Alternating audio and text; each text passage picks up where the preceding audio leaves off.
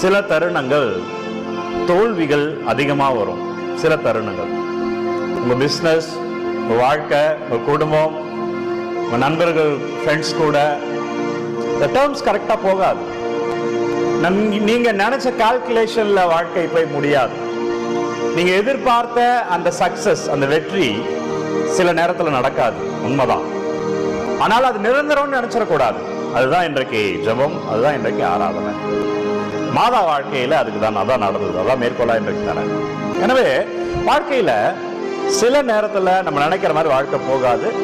துவண்டு போயிடாதீங்க, வெக்ஸ் ஆகி உட்கார்ந்துடாதீங்க. என்னடா இது என்ற நிலைக்கு உங்களையே தள்ளி வைத்துக் கொள்ளாதீர்கள், உங்களையே சோகமா வைத்துக் கொள்ளாதீர்கள். நீங்க தான் உங்களை நம்பணும், நீங்க தான் உங்களை மோட்டிவேட் பண்ணிக்கணும். உங்களுக்குள்ள ஆசீர்வாதம் இருக்கு. இன்னைக்கு நடக்கல, என்றைக்குமே நடக்காதுன்னு அவசியம் கிடையாது. நாளைக்கே நடந்துடலாம். உங்களை மோட்டிவேட் பண்ணிக்கோங்க.